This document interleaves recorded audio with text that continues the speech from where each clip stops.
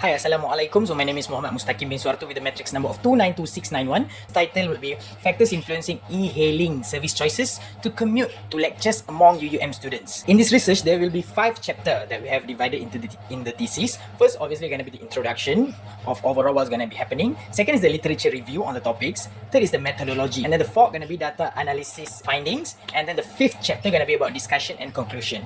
Alright, briefly about the introduction. What is e-hailing? E-hailing is a platform where we book cabs, or we call it as online booking platform for us to book cabs such as GrabCar, AsiaRide, Cumride, and previously we have Uber. We're gonna see the growth of e-hailing, particularly from 2017 to 2023. It's actually increasing from 1.67 million to 6 million users now on 2023. As diving deep into, we notice that university students is one of the key users of e-hailing. 59 out of 8% of users are aged 18 to 28, primarily university students. Why they choose? Because it might be convenience. It is actually very easy to be dependent on e-hailing because when you book, you for sure you're going to be getting that car. If we see in the context of UUM student itself, we often travel within campus or nearby town like Changlun and Alustar, but most of us don't have our own transport. So e-hailing would be a good option for us to use to commute there. So the problem statement that we have here are, what are the demographic characteristics of UUM students? So the first objective obviously going to be to identify the demographic characteristic of UUM students. Second problem statement we have, do gender affect the income factor, utility factor, and price sensitivity factor among UUM students? So the second objective will be to investigate this, to solve this problem, going to be the second objective. And following on the third problem statement, do different sources of main financial support affect the income factor, utility factor, and price sensitivity factor among UUM students? And the third objective fall under this.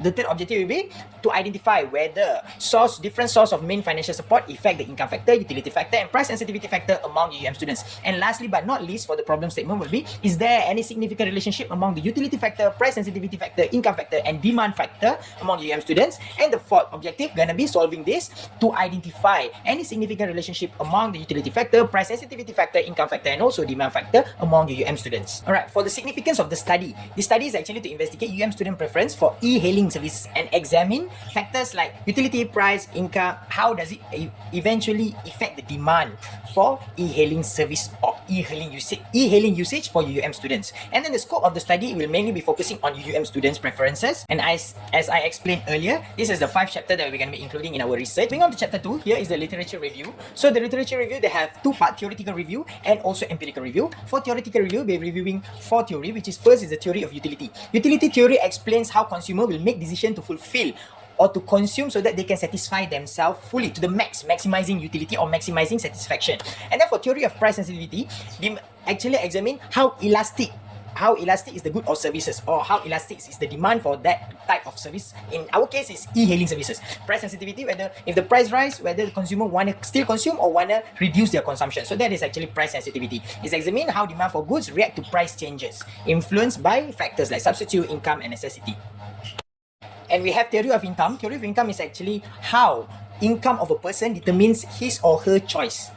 And then theory of demand. Demand theory is actually related to decision making, to variable like price, income, and substitute. So by this, it's actually we have 3 independent variables, which is utility factor, income factor, and also price factor. And this theory of demand or demand factor is our dependent variable. And here we have literature review in the side of empirical review. So empirical is actually we are reviewing it with numbers, if to be put in a simple word, but it's actually we are reviewing it more on data and stuff. So empirical review also will be reviewing utility factor, price factor, income factor, and also demand factor, but in terms of empirical or number.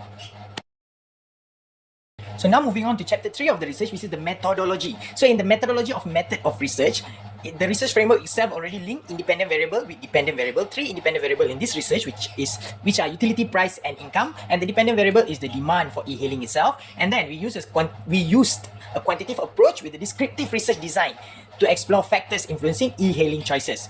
Data is actually collected via cross-sectional survey, which we conducted using a Google form distributed out to UUM students, consisting of different demographic background. So this is the primary data that we collected through the Google form.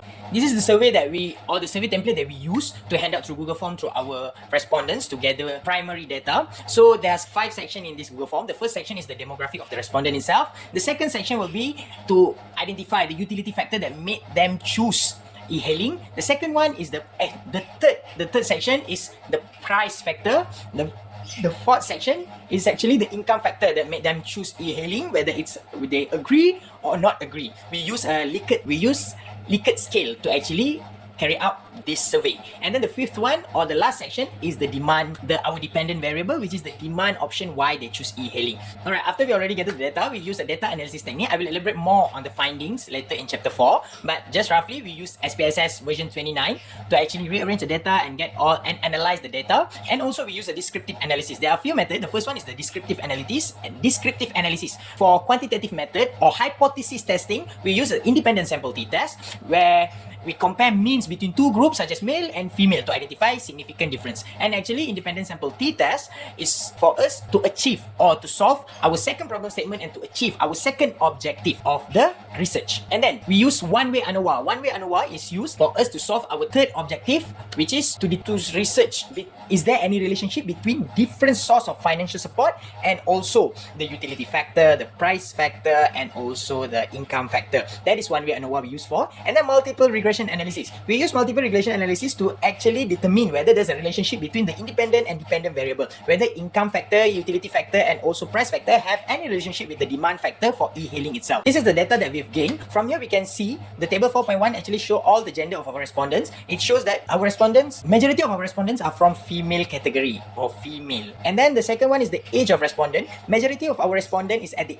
age of 21 to 23, which I consider going to be the second year of their studying in UUM. And obviously, second or third year they are studying in UUM, and that can be shown in table 4.3, which we have year 2 or year 3 that consider the first and second highest percentage from our respondent. Next, still in the demographic, the 4.4 we can see in the faculty for all the respondents are mostly from COB or College of Business. Other than that, most of the respondents have monthly allowance from 401 ringgit to 600 ringgit. And the last question for the demography, we have primary source of financial support. Most of the respondents are supported by sponsorship programs such as JPA, PTPTN, and MARA. Sorry, but by me explaining the previous table, all the demographic table, we are actually in chapter 4, our finding after we collected data through the Google Form survey. So now I'll be continuing the table 4.7, which is a descriptive statistic. From this table, we can see that the highest mean is 3.8589 on price factor, and the highest standard deviation is on demand factor on 0.83107. What does this highest mean and this data actually describe? This data is actually showing us that student in the study or student in UUM consider e-hailing actually service as convenient. We are still in chapter 4, moving on to one of my favorite part of the research is the independent sample t-test, where we have hypothesis, we have HO and H1, and then we decide whether to accept HO or to reject HO. When we reject HO, automatically we'll be accepting H1. So for the independent sample test, first we carry out independent sample test between gender and utility factor. And from here, the HO will be, there's no significant difference in utility factor among genders, and H1 there's a significant difference in utility factor among gender. So the independent sample t-test, we carry out it, we can see that the p-value is actually greater than 0.05. So the null hypothesis or HO is accepted. By means, we are actually saying there is no significant difference in utility factor among genders. And here the next one, we have independent sample t-test between gender and price factor. So the HO will be there is no significant difference in price factor among genders, and vice versa on H1. So by this table, we can see that the p-value is greater than 0.05. So obviously we accept HO. And the last part of the independent sample t-test, we are testing in between genders and income factor. So the HO is actually there is no significant difference in income factor among genders, and H1 is explaining there is a significant difference in income factor among genders. So if we see again here, the p-value is greater than 0.05, so we fail to reject the null hypothesis, or we fail to reject HO. So we accept HO, and it's indicating there is no significant difference in income factor among genders. Moving on, we are moving to next hypothesis test, which is ANOVA test, one-way ANOVA test that we are using here. From the table here, you can see there's two hypotheses here. First one is the HO, there's no significant difference in utility factor for different primary source of financial support among UUM students. In H1, there is a significant difference in utility factor for different primary sources of financial support among UUM students. So for one-way ANOVA test, we are actually testing whether the utility factor, the price factor, and then the income factor, and whether the primary source of financial support have effect on these three independent variable. Is it affected? So the first one is for utility. As we can see here, the significant there is showing that the p-value or the significant level of p-value is less than 0.01. By means it is less than 0.05. Okay, this finding is in agreement that we need HO should be rejected and we accept H1. So here it means that there is actually a significant difference in utility factor for different primary sources of financial support among UUM students. Alright, and then moving on. Again, we went way and a while, but now we are actually moving on to the price factor. So as usually, two hypotheses, HO is there's no significant difference and H1 is there's a significant difference. And from the table we can see the data still shows us the p-value like the previous data. So obviously here we need to reject the null hypothesis. So the null hypothesis or the HO is rejected and H1 is accepted. But I mean there's a significant difference in price factor for different primary source of financial support. And then moving on to next slide. One way ANOVA test for income factor and different primary source of financial support among UUM students. We have two hypotheses, HO and H1. One is no significant and two is actually as a significant, is significant. So again, with the data here, we can see in the significant part is actually less than 0.001. And again, like previous two tests of one-way ANOVA, we can conclude here that the null hypothesis or HO should be rejected and we accept H1. So here we state that there is a significant difference in income factor for different primary sources of financial support among UUM students. So we already finished the t-test and also we already finished ANOVA test to fulfill our objective, which is the third objective. Alright, moving on to next, which is a multi-regression test. On the multiple regression analysis here, this is the table and the data that we've collected from SPSS. So as for here, we can see a formula there, y equals to 0.700 plus 0.094 utility plus 0.165 price plus 0.543 in income plus E small zero there. Alright. So what does it state? The Y at the formula here is actually demand for e-hailing services.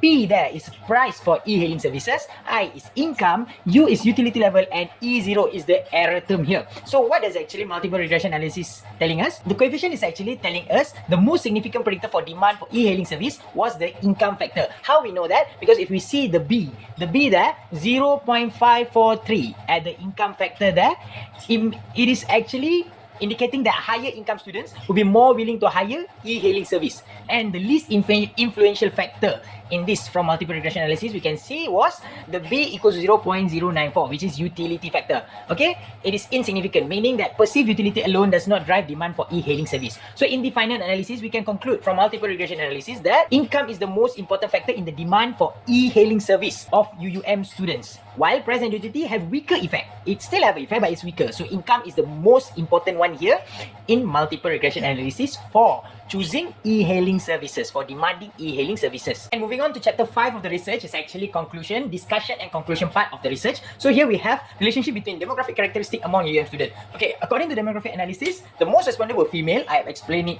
earlier, around 60.6%, and they were aged from 21 to 23 years at 76.8%, and in their third year, 46.7%. Students primarily rely on sponsorship, 51.1%, and had monthly allowance between 401 and 600, which is 39.4%. This insight actually highlight the need for e-hailing service to address actually financial constraint of UUM students. And then relationship between gender, price, income, and utility factor. So it is actually from the test that we conducted just now, t-test, it actually showed that there's no significant gender difference in utility, price, or income factor. Both male and female students actually value affordability, income adequacy, and other e-hailing factors similarly. By means, gender alone doesn't affect these three independent variables. And then from ANOVA test, we are actually to find the relationship between primary source of financial support and price, income, utility factor. Okay, ANOVA result indicates significant difference in perception of utility and income based on financial support sources. Student with sponsorship or parental support found e-hailing service more affordable and valuable than self-funded or part-time working students.